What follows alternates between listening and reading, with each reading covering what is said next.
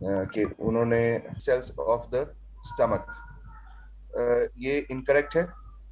Slightly जो basic in nature होती हैं ड्रग्स, वो एफिशिएंटली एपिथेलियल सेल्स जो स्टमक की हैं उनसे एब्जॉर्ब हो सकती हैं।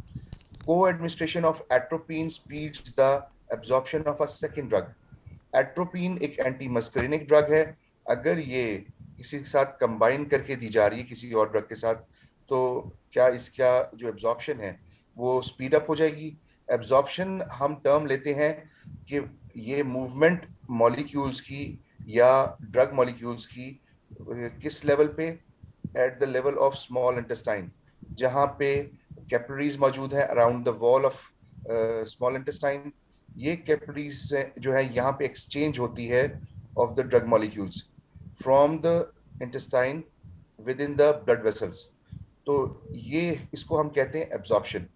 सो एट्रोपिन एंटी मस्करीन ड्रग है। एट्रोपिन का कोई रोल नहीं है कि उसको कंबाइन करके किसी और ड्रग के साथ एब्जॉर्प्शन को स्पीड अप किया जा सके। Drugs showing a very large volume of distribution can be efficiently removed by dialysis of the plasma.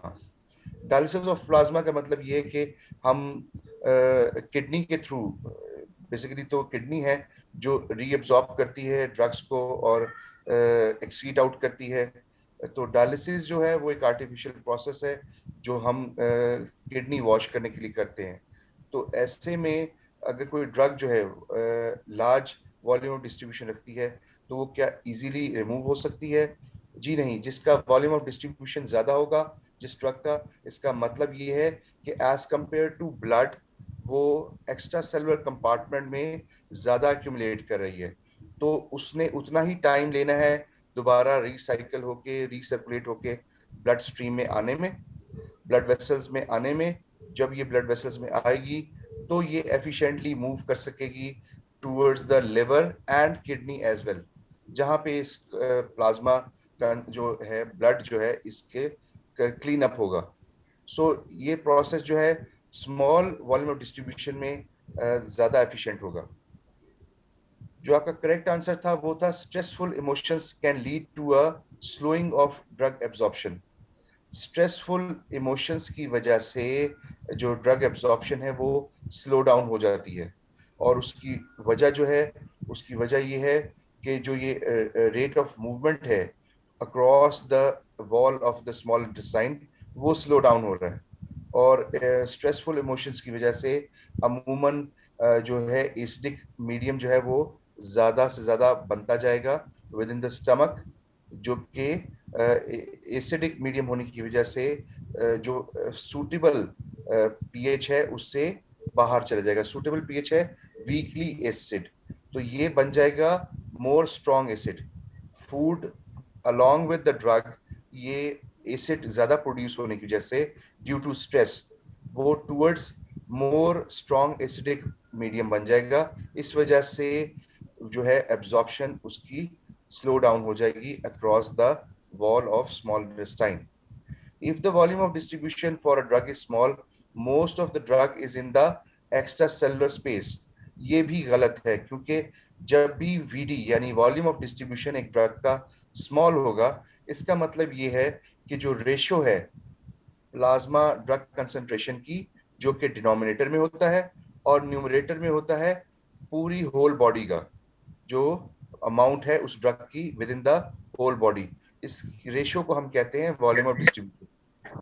अब एक ड्रग जो है वो स्मॉल उसका वॉल्यूम ऑफ डिस्ट्रीब्यूशन है, इसका मतलब है कि उसका एक्स्ट्रा सेलुलर स्पेस में उस ड्रग ने कम से कम एक्यूमुलेट होना है। ज्यादा कहाँ अवेलेबल होगी?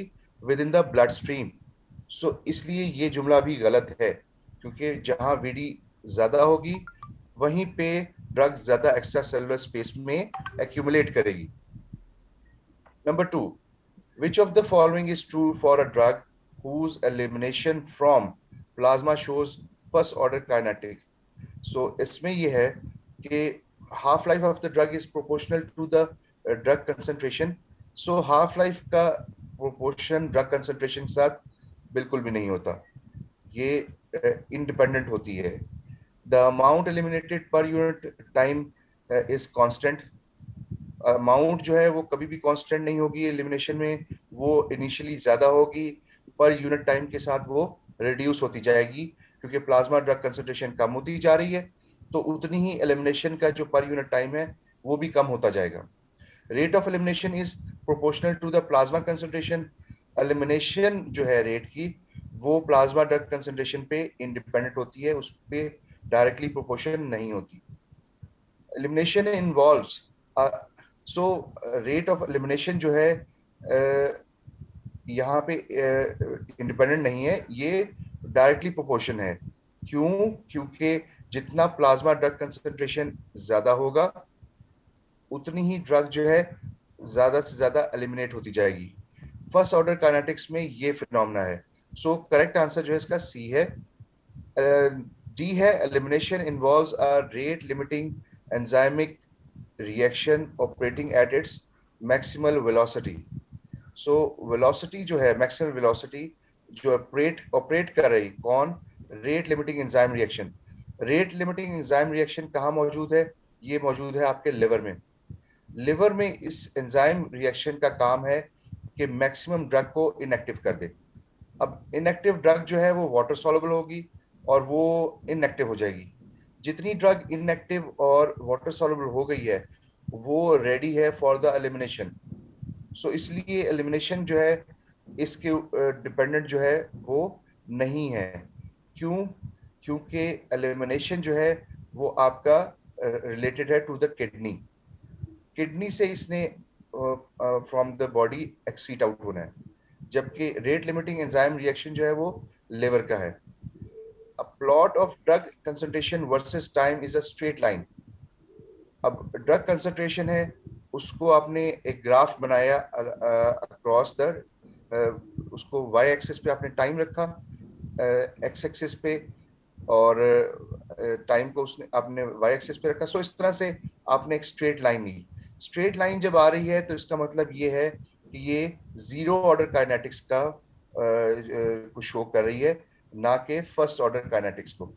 फर्स्ट ऑर्डर काइनेटिक्स में जो ग्राफ बनता है वो एक जो है हाइपरबोला फॉर्म में है, और वो विद एक यू शेप बनाएगा। सो स्लाइटली डिक्रीज होगा और बॉटम लाइन पे आके स्ट्रेट लाइन बन जाएगा। लेकिन इनिशियली ये एक कर्व की फॉर्म में होगा, कर्वी ग्राफ बनेगा। A patient is treated with drug A which has an affinity for albumin. Albumin क्या है? प्लाज्मा बाइंडिंग प्रोटीन है, उसके लिए एक ड्रग की अफिनिटी है और वो बाइंड कर सकता है drug A, and is administered in amounts that do not exceed the binding capacity of albumin. और उसको इतनी अमाउंट में दिया गया है कि वो बाइंडिंग कैपेसिटी से एक्सीड ना कर सके। A second drug B is added to the treatment regime. अब ड्रग बी उसके साथ ऐड की गई है। ड्रग बी का भी अल्ब्यूमिन के लिए affinity as compare to drug A ज्यादा है, and is administered in amounts that are 100 times the binding capacity of albumin. अब इसकी जो बाइंडिंग अफिनिटी है वो 100 टाइम्स अल्ब्यूमिन के लिए ज्यादा है। Which of the following occurs after administration of the drug B?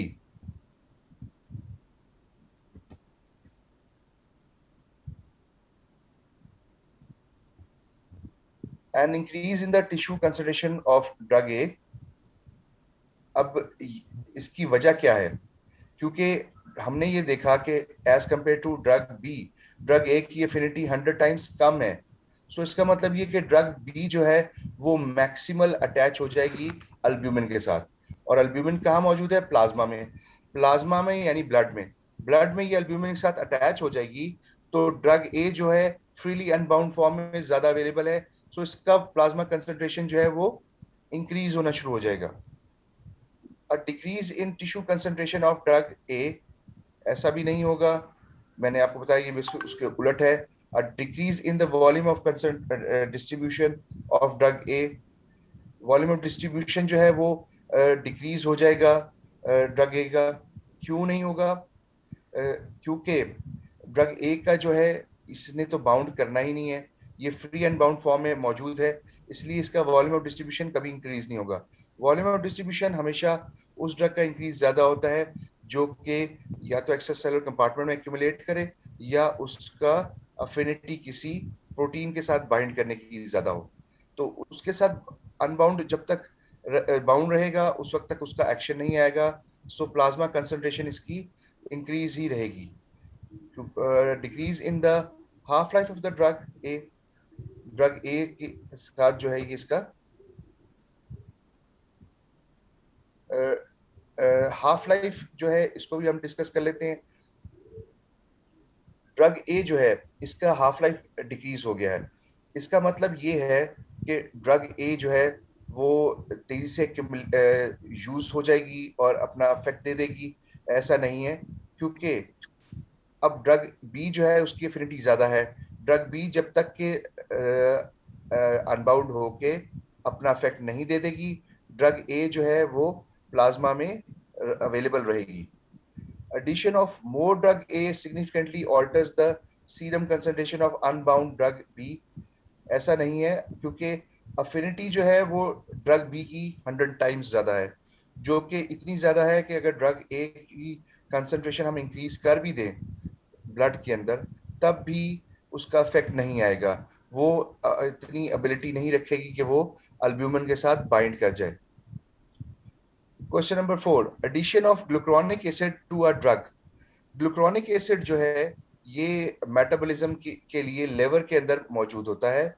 अब इसमें जो करेक्ट आंसर है वो है बी, क्योंकि ड्रग ए जो है डिक्रीजेस इट्स वाटर सॉल्युबिलिटी। बिल्कुल नहीं, क्योंकि ग्लूकोनिक एसिड ने इसकी वाटर सॉल्युबिलिटी डिक्रीज नहीं करनी बल्कि इसकी इनहांस करनी है। क्यों? क्योंकि हमने ये कहा ग्लूकोनिक एसिड जो है यूज हो रहा है मेटाबोलाइज करने के लिए, और मेटाबॉलिज्म के प्रोसेस होने के बाद एक ड्रग जो है वो वाटर सॉल्युबल ज्यादा हो जाती है लिपिड सॉल्युबल की निस्बत, इसलिए ये नहीं सही। Usually leads to inactivation of the drug. Gluconic acid जो है अमूमन मेटाबोलाइज होने के करने के बाद ड्रग को इनएक्टिवेट ज्यादा करता है ड्रग, ये इसका करेक्ट आंसर है। ये एग्जांपल फेज 2 रिएक्शन की है, ग्लूकोनिक एसिड फेज 1 की नहीं है। Occurs at the same rate in adults and newborn's.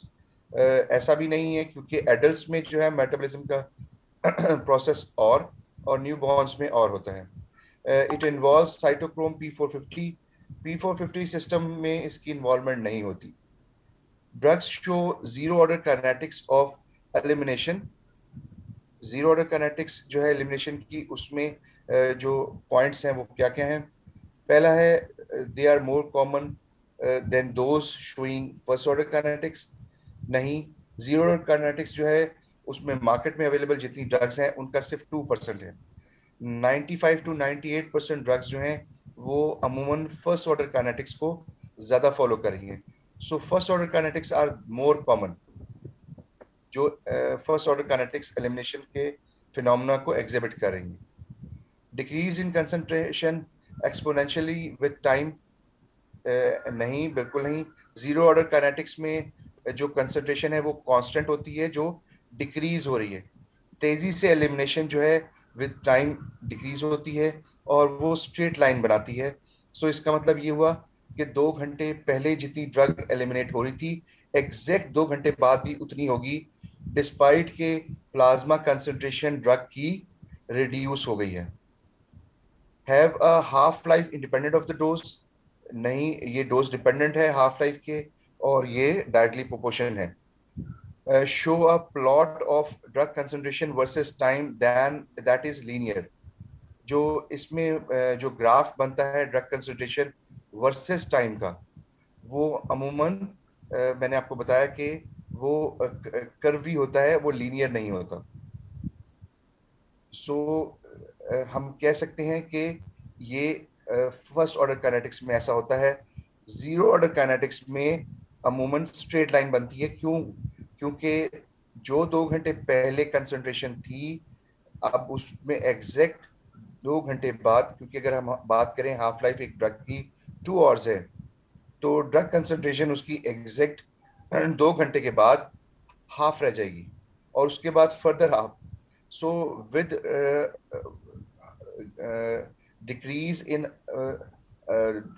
Concentration जो कि डिपेंडेंट है टाइम के, टाइम जो है उसमें एग्जैक्ट 2 घंटे बाद रिड्यूस हो रही है ड्रग कंसंट्रेशन एग्जैक्टली उतनी ही जितनी 2 घंटे पहले हो रही थी। इसको मैं इस तरह से एलैबोरेट करता हूं कि फर्स्ट ऑर्डर काइनेटिक्स में होता यह है कि अगर 100 मिलीग्राम है तो विद पासिंग टाइम वो ड्रग कंसंट्रेशन जो है वो शुरू में ज्यादा तेज होगी, और यानी कि 2 घंटे बाद अगर वो हो रही है 50 मिलीग्राम, तो एग्जैक्ट 2 घंटे के बाद वो 50 मिलीग्राम कम नहीं होगी, वो 25 हो जाएगी। ये होता है फर्स्ट ऑर्डर काइनेटिक्स में। जबकि जीरो ऑर्डर में ऐसे होगा कि अगर 100 मिलीग्राम थी तो 2 घंटे के बाद वो 75 हो गई, तो एग्जैक्ट 2 घंटे के बाद वो 50 होगी, यानी कि एग्जैक्ट उतना ही रिड्यूस होगी जितनी कि पहली बार हुई थी। मतलब पहले फर्स्ट हाफ में जितनी होगी प्लाज्मा हाफ लाइफ में, उतनी एग्जैक्टली नेक्स्ट टाइम में होगी। जीरो ऑर्डर काइनेटिक्स को जो ड्रग फॉलो कर रही हैं, एग्जांपल्स जो इसकी उसमें अल्कोहल आता है, एस्प्रिन आती है, जबकि मोस्टली ड्रग्स जो है वो फर्स्ट ऑर्डर काइनेटिक्स को फॉलो करती हैं। Drug given as a 100 milligram single dose results in a peak plasma concentration of 20 microgram per ml। अब प्लाज्मा कंसंट्रेशन जो है 100 मिलीग्राम देने के बाद वो एग्जैक्ट 20 माइक्रोग्राम पर लीटर हो गई। So the apparent volume of distribution or is assumed as a rapid distribution and negligible elimination prior to measuring the plasma peak level। So basically इसमें हमने जो apparent volume of distribution है वो calculate करना है, और उसमें ये है कि वॉल्यूम ऑफ डिस्ट्रीब्यूशन में जो फॉर्मूला है वो ये है कि प्लाज्मा कंसंट्रेशन जो हमने सिंगल डोज में दी है, जिसको हम लोडिंग डोज कह रहे हैं, वो 100 मिलीग्राम है, और उसके जो डिनोमिनेटर में हम रखेंगे वो रखेंगे प्लाज्मा कंसंट्रेशन को जो उस वक्त आई है, जो कि 20 माइक्रोग्राम पर ml है। सो जब हम 100 को डिवाइड करेंगे 20 से, तो 5 लीटर इसका आंसर आएगा। सो वॉल्यूम डिस्ट्रीब्यूशन का ये फॉर्मूला है जो हमने इसमें अप्लाई किया है। A drug with a half-life of 12 hours is administered by continuous IV infusion। अगर एक ड्रग का हाफ लाइफ जो है 12 आवर्स है, उसको हमने आईवी इन्फ्यूजन दिया ना, how long will it take for the drug to reach 90% of its final steady state level. Steady state level attain करने के लिए ये 5 प्लाज्मा हाफ लाइफ के बाद हम कह सकते हैं कि इतनी रिक्वायर्ड होती है कि वो 90% जो है वो स्टेडी स्टेट लेवल अटेन कर ले। स्टेडी स्टेट लेवल अमूमन अटेन उस वक्त होता है जब 4 to 5 प्लाज्मा हाफ लाइफ पूरी हो जाती हैं। तो हम इसको 12 को 5 से मल्टीप्लाई करते हैं अगर, तो इसका आंसर क्या आएगा? इसका आंसर आएगा 60।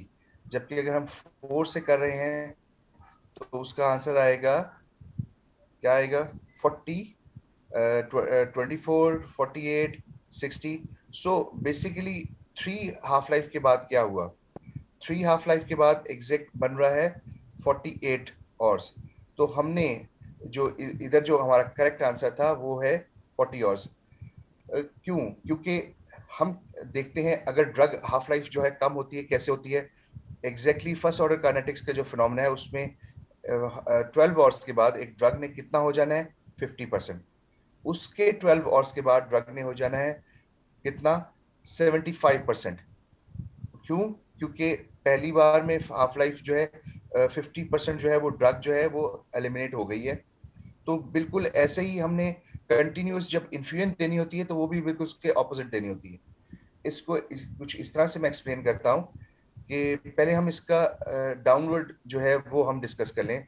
एक आपने ड्रग इंट्रावीनस दी, वो 12 आवर्स के बाद 50% रह गई, क्योंकि हाफ लाइफ जो है उस ड्रग का 12 आवर्स है। 12 आवर्स के बाद वो 50 मिलीग्राम रहेगी। एग्जैक्ट 12 आवर्स के बाद वो 25 मिलीग्राम रह जाएगी। उसके एग्जैक्ट 12 आवर्स के बाद वो ड्रग 12.5 मिलीग्राम रह जाएगी। अब ये 12.5 मिलीग्राम जो है, इसको हम देख रहे हैं कि ये नियर, अब इसको बिल्कुल ऑपोजिट ले लें।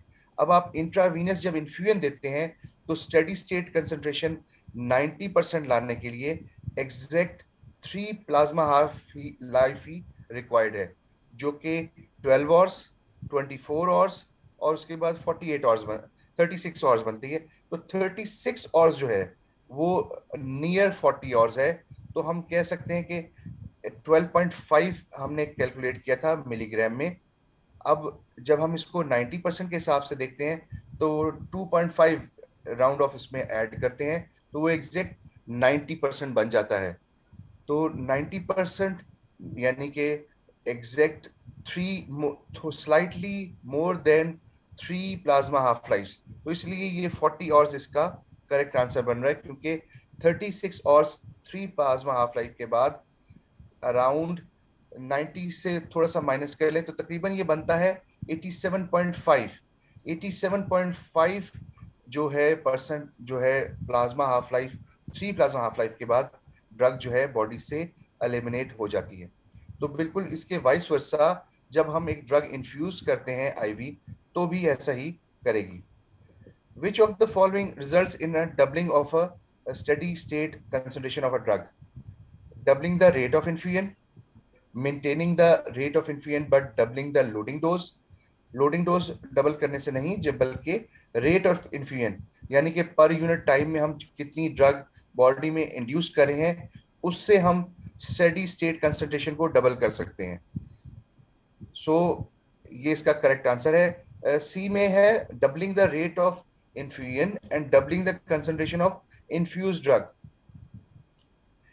कंसंट्रेशन जो इन्फ्यूज ड्रग है उसकी कंसंट्रेशन को डबल करने से हम स्टेडी स्टेट कंसंट्रेशन अटेन नहीं कर सकते। ओनली रेट ऑफ इन्फ्यूजन को डबल करने से हम ये जल्दी अटेन कर सकते हैं।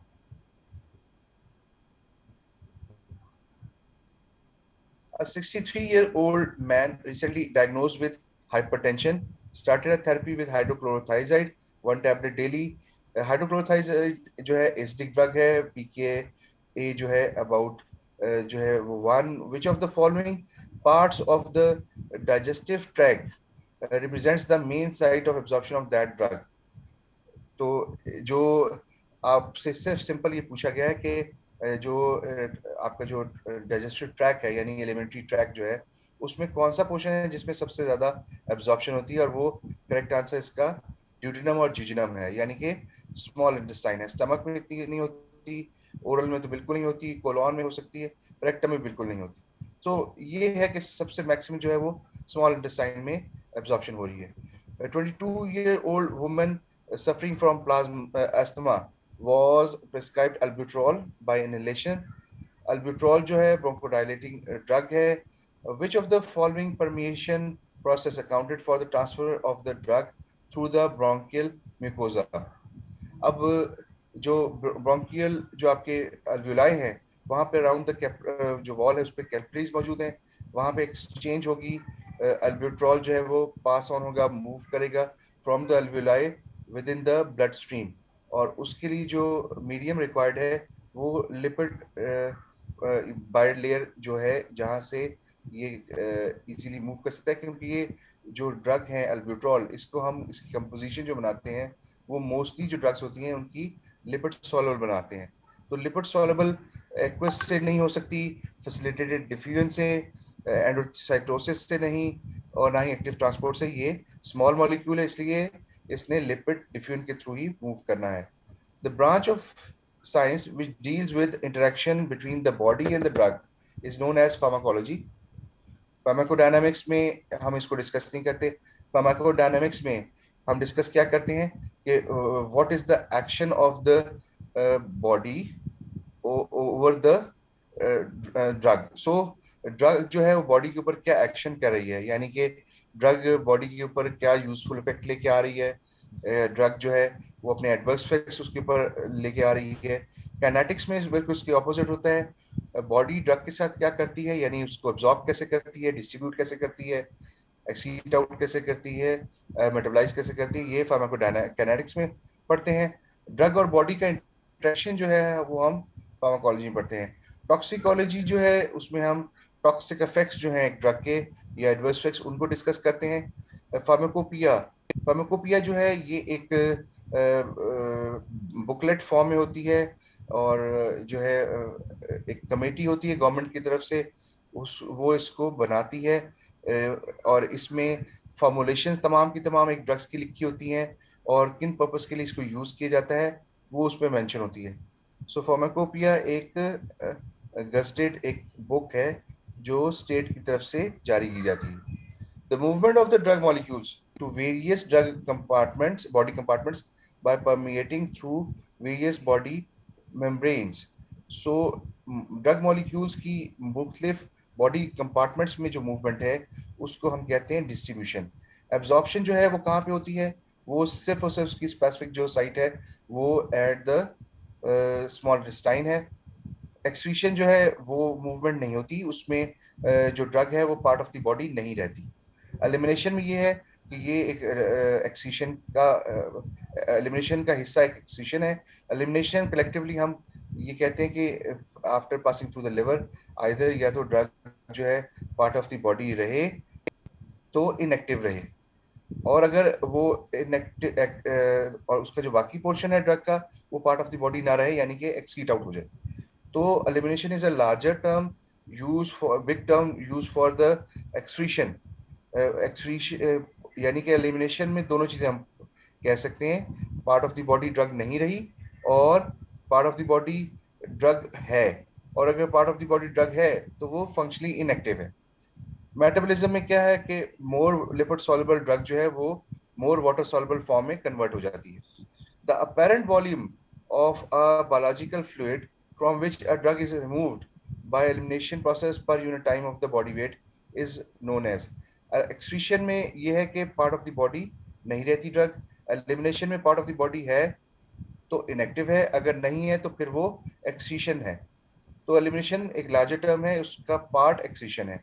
क्लियरेंस में हम पढ़ते हैं कि पर यूनिट टाइम में एक बॉडी जो है वो एक ऑर्गन से को क्लियर कर जाए, जैसे लेवर को क्लियर कर जाए ड्रग, आपकी कोई स्प्लीन है उसमें से ड्रग क्लियर कर जाए, तो तमाम ऑर्गन्स को फिर कलेक्टिवली हम इकट्ठा करके उसका रिमूवल पर यूनिट टाइम जब हम डिस्कस करते हैं वो टोटल बॉडी का एडअप कर लें तो पूरी बॉडी का क्लियरेंस फाइंड आउट हम कर लेते हैं।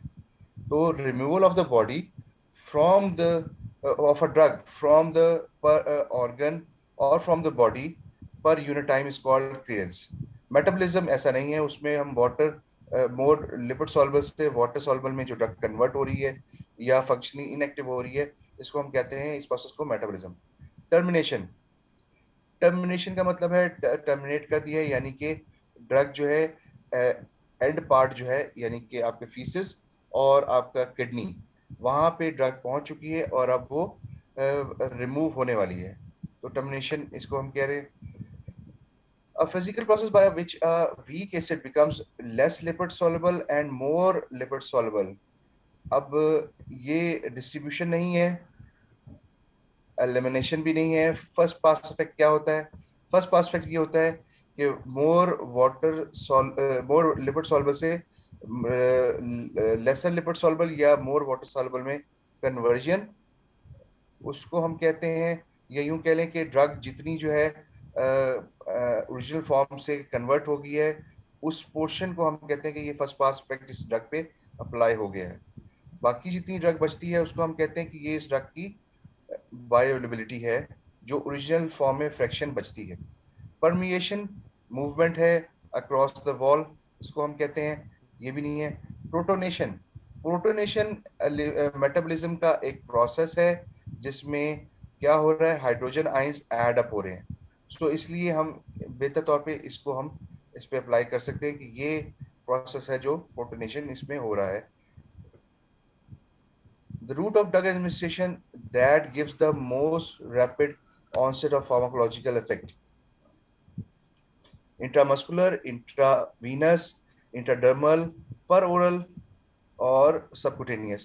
इनमें सबसे फास्टर जो है वो ब्लड स्ट्रीम में जो डायरेक्टली हम इंजेक्ट कर रहे हैं ड्रग, क्योंकि इसको किसी और कंपार्टमेंट में नहीं जाना, और हम वैसे भी प्लाज्मा लेवल किसी भी ड्रग का फाइंड आउट करते हैं तो हम कहते हैं कि यही उसकी टारगेट कंसंट्रेशन है। इसका मतलब ये हुआ कि जितनी ड्रग ब्लड के अंदर आ गई है that is ready for the action, अब इसको किसी फर्दर प्रोसेस से गुजरना नहीं है। तो मैक्सिमम ड्रग जो अवेलेबल होती है वो इस रूट से अवेलेबल होती है। passage of drug molecules from a region of higher drug concentration to a region of low drug concentration is known as active transport, bioavailability, biopharmaceutics, simple diffusion and pinocytosis. अब active transport में ये होता है कि इसमें energy required होती है, बाकी पैसेज जो डेफिनेशन है वो फिर पूरी हो जाएगी, बस इसमें ऐड अप कर ली जाए विद एक्सपेंडिचर ऑफ एनर्जी, तो एक्टिव ट्रांसपोर्ट की डेफिनेशन हो जाती है, लेकिन उसमें स्मॉल कंसंट्रेशन से हायर कंसंट्रेशन की तरफ मूवमेंट होती है.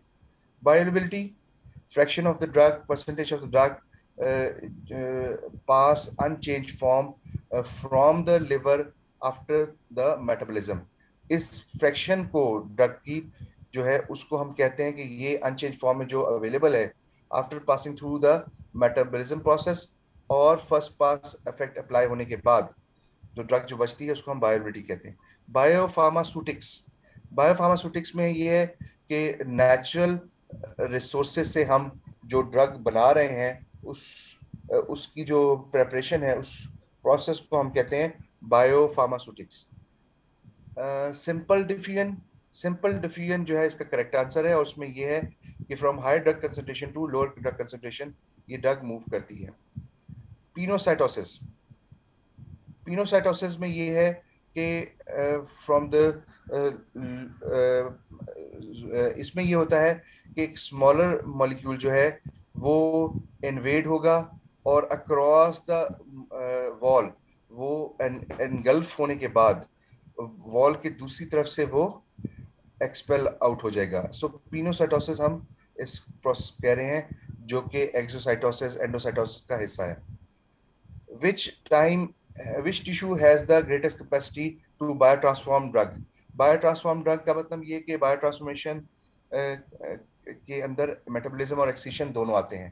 तो हम कह सकते हैं कि मेटाबॉलिज्म का जो प्रोसेस है वो जो है सबसे ज्यादा लिवर में होता है, ना ब्रेन में, ना किडनी में, ना लंग्स में और ना ही स्किन पे. इन पे बहुत मिनिमम होता है. Drug administered through which of the following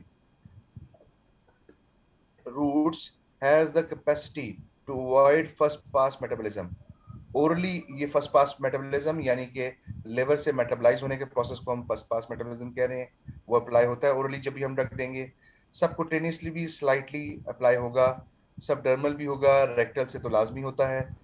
सिर्फ सबलिंगुअल है, सबलिंगुअल यानी कि बिलो द टंग, और उसमें एग्जांपल आती है नाइट्रोग्लिसरीन की जो कि एक एंटी एंजाइनल ड्रग है. एंजाइना के पेशेंट्स में हम ड्रग देते हैं ये नाइट्रोग्लिसरीन, और ये नाइट्रेट्स या नाइट्रोग्लिसरीन जो है सब लिंगुअली डायरेक्टली ब्लड स्ट्रीम में आती है और ये फर्स्ट पास इफेक्ट या फर्स्ट पास इफेक्ट को ये बाईपास कर जाती है.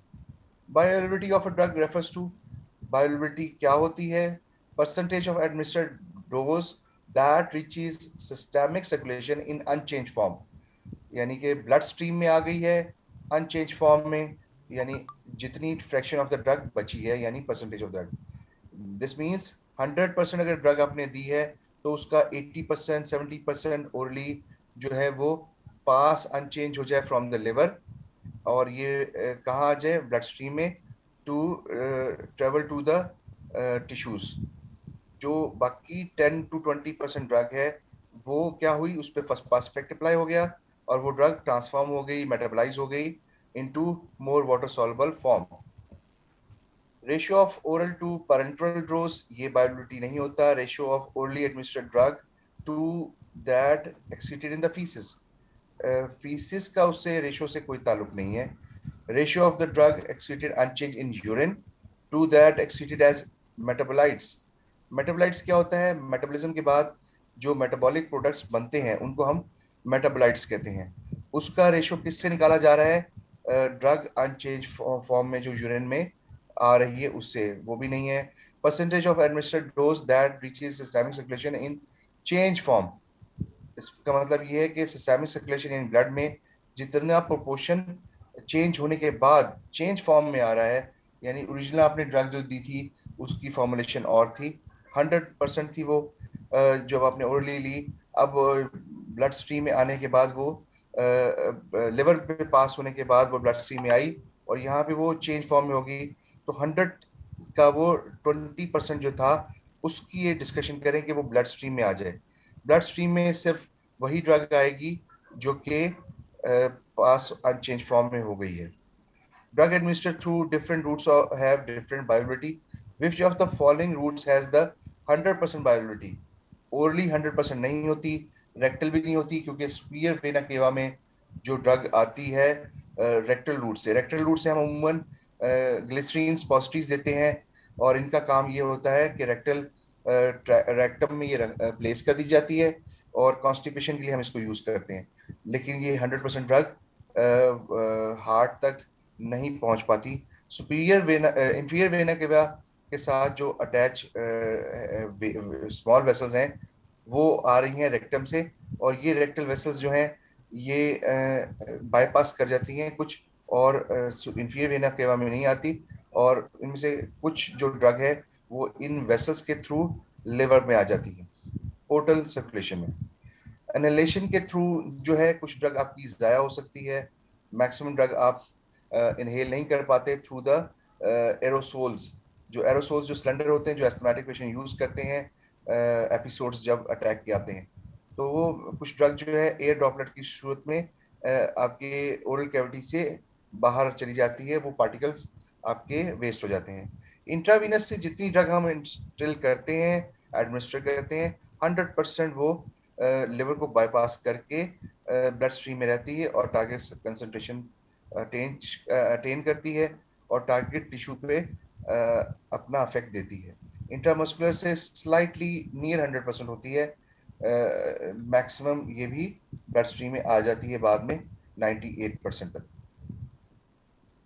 Under first order kinetics, the bioavailability of a drug administered orally is independent of which of the following? Degree of ionization, dose of the drug. Dose of the drug जो है इसमें ये है कि बायोअवेलेबिलिटी जो है किन चीज़ों पे इंडिपेंडेंट है। तो अगर हम बायोअवेलेबिलिटी का फॉर्मूला देखें तो उसमें हम डिग्री ऑफ आयनाइजेशन इसमें इसका रोल है। क्यों? क्योंकि डिग्री ऑफ आयनाइजेशन जो है वो मेटाबॉलिज्म के लिए उसका रोल है। फर्स्ट पास मेटाबॉलिज्म भी डिपेंडेंट है कि कितनी लिवर में मेटाबलाइज होगी ड्रग, इसका भी रोल है। लिपिड सॉल्युबल होना ड्रग का बहुत जरूरी है, और रूट ऑफ एडमिनिस्ट्रेशन भी बहुत जरूरी है।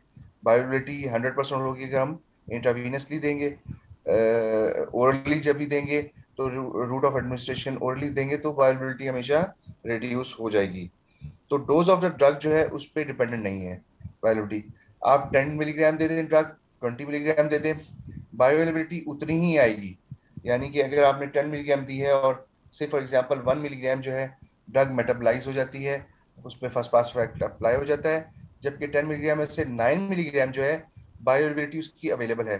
अब अगर हम 10 से 20 कर देंगे तो 18 मिलीग्राम फिर भी बायोअवेलेबिलिटी अवेलेबल रहेगी, इस डोज से इंडिपेंडेंट होती है। Most common disadvantage of oral route of drug administration is which one of the following? Oral route से अगर जब भी आप ड्रग देते हैं तो सेफेस्ट है, मोस्ट कन्वीनियंट है, मोस्ट इकोनॉमिक रूट है। मोस्ट इकोनॉमिक तो है, कन्वीनियंट भी है, लेकिन सेफेस्ट नहीं है। सुटेबल फॉर, क्योंकि बहुत सारी ड्रग्स हैं जिनके साइड इफेक्ट्स हैं, वो स्टमक लाइनिंग को डिस्टर्ब करती हैं या गेस्ट्राइटिस कर देती हैं। Suitable for self administration, oral route से हम सुटेबल है फॉर सेल्फ एडमिनिस्ट्रेशन? जी बिल्कुल है, ऐसा ही है। Large area is available for absorption, absorption से जो है लार्ज एरिया अवेलेबल है, बिल्कुल होता है। टेबुलेटेड फॉर्म्स जो हैं वो भी अवेलेबल हैं ओरली जब हम देते हैं। सिर्फ एक है जो डिसएडवांटेज इसमें हम कहते हैं, और वो है destruction of the drugs bye digestive enzymes.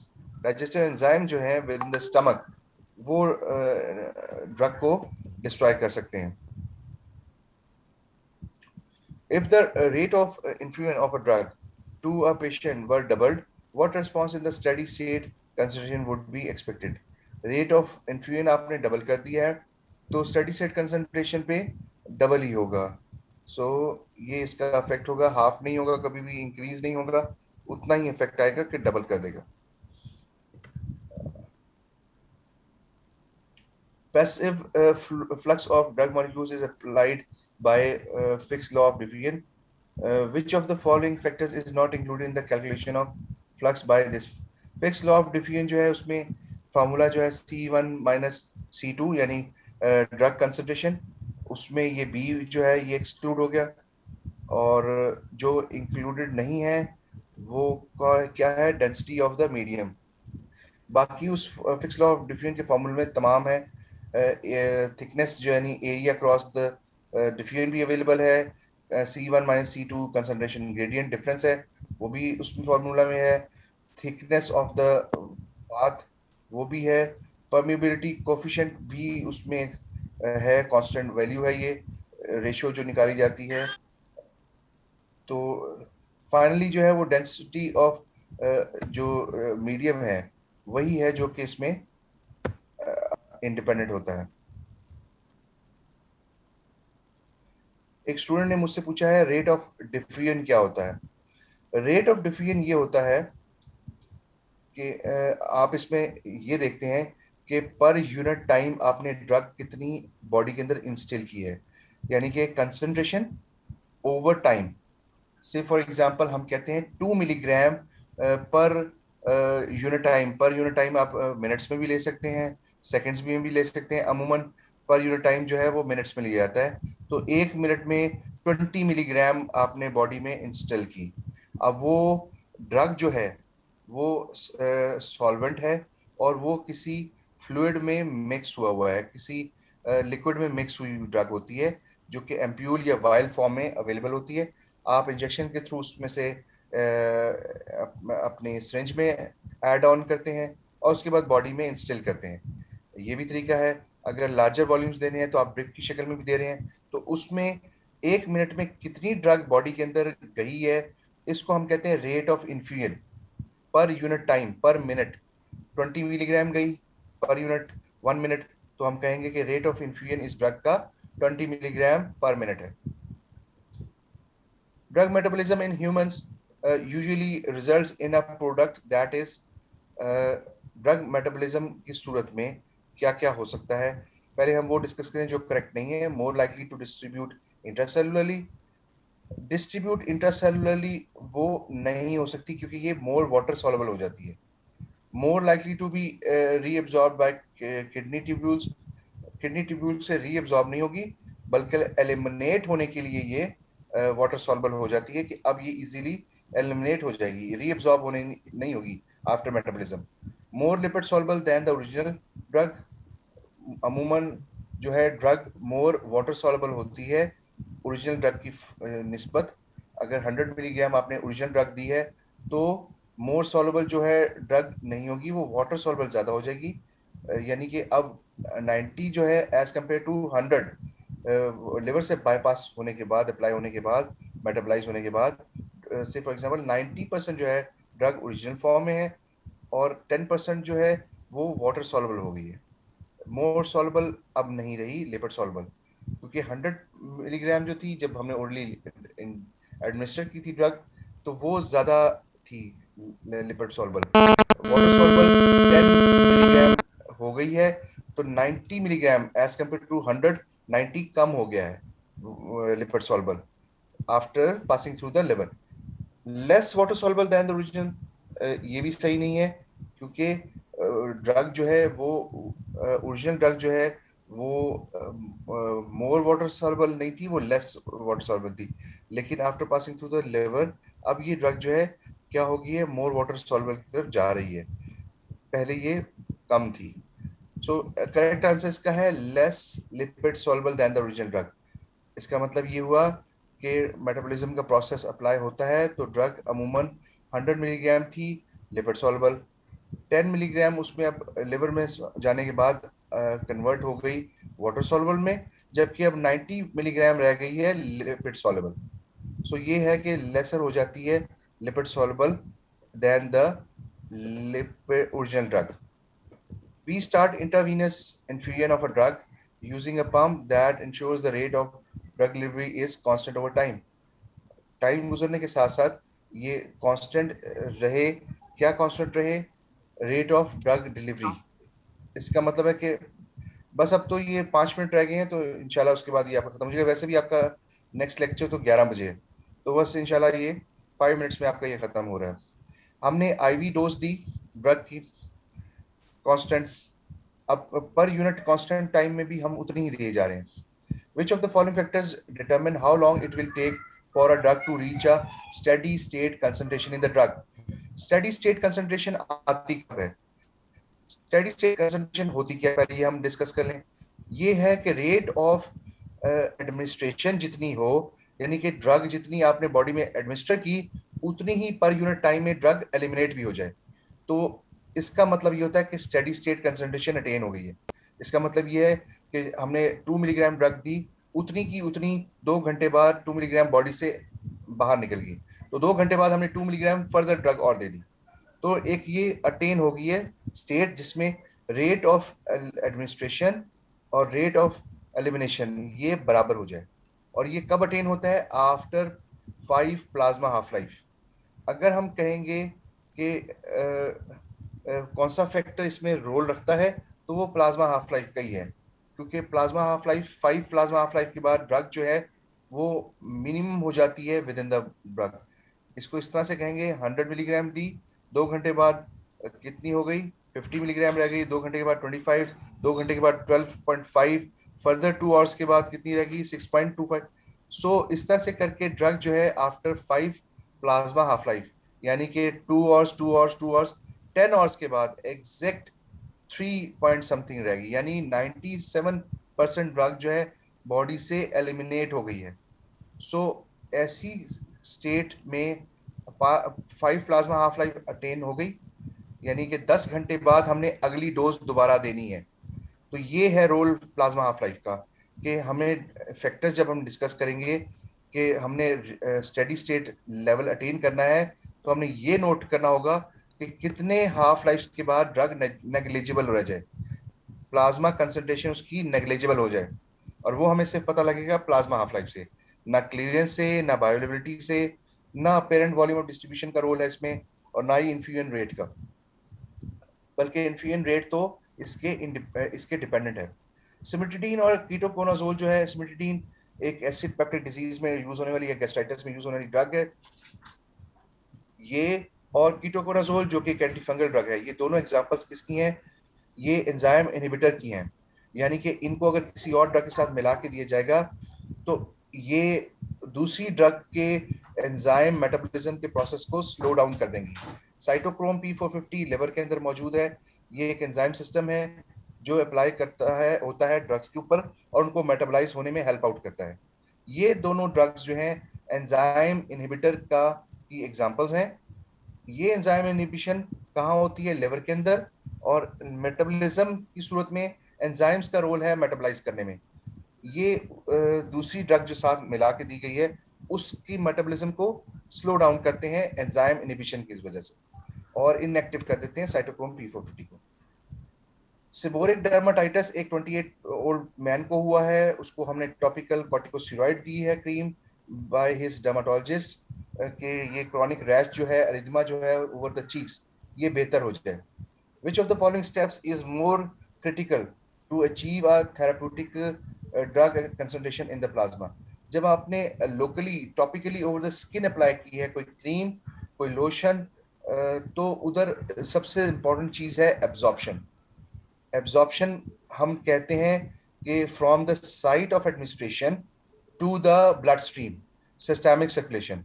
Orally जब हम ड्रग लेते हैं तो हम कहते हैं फ्रॉम द ओरल कैविटी, जहां से ड्रग हमने अलोंग विद फूड हमने ओरल कैविटी में इंस्टिल की, एडमिनिस्टर की, तो from the oral cavity up to the कहाँ पे ब्लड स्ट्रीम आ रही है?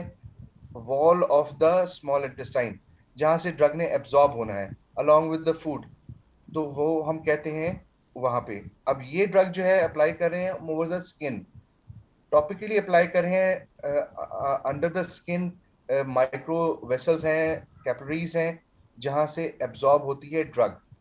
क्योंकि एब्जॉर्प्शन का जो प्रोसेस है वो हम कहते हैं from the site of administration.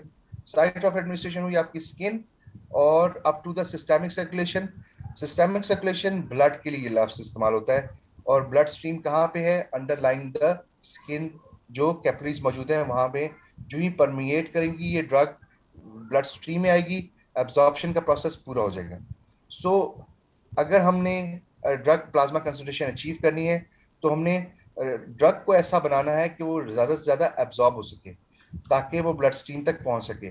Distribution, elimination और ग्लाइकोजाइलेशन, ग्लाइकोजाइलेशन जो है ये एक मेटाबॉलिज्म का प्रोसेस है, और मेटाबॉलिज्म इटसेल्फ तो ये तमाम पे डिपेंड नहीं करती ड्रग। ओरली जो आप ड्रग लेंगे उसमें मेटाबॉलिज्म का रोल है सबसे ज्यादा, लेकिन यहाँ पे जो आपने ड्रग दी है उसका एब्जॉर्ब होना ओवर द स्किन सबसे ज्यादा इंपॉर्टेंट है। हॉस्पिटलाइज पेशेंट जो है सिस्टेमिक इन्फेक्शन, उसमें हमने इंट्रावीनियसली एंटीबायोटिक दिया। उसको पहले ही हेपेटिक और रीनल इंसफिशियंसी हुई है आफ्टर, यानी कि उसका लिवर और किडनी काम नहीं करे। After receiving medicine for 5 days he is found by nursing staff to be jaundiced, यानी कि उसको उसके एलएफटीज डीरेंज हो गए हैं और लिवर और ज्यादा डिसफंक्शन हो गया है। Drug toxicity profile is obtained and indicated drug levels of 10 times the acceptable value. This means कि हमने जो एस्टिमेटेड जो लेवल रखा था कि ब्लड के अंदर इतना ड्रग का लेवल होगा, उससे 10 टाइम्स मोर ज्यादा हो गया। Which of the following drug administration scheme is more likely to explain this situation, यानी कि क्या वजह बनी होगी अगर हम उसको एक बार दे रहे हैं इंजेक्शन, तो हफ्ते में सिंगल डेली डोज दे रहे हैं, ट्वाइस डेली दे रहे हैं, थ्राइस वीकली आईवी दे रहे हैं। नहीं, सबसे ज्यादा जो नुकसान हो रहा है वो किससे हो रहा है?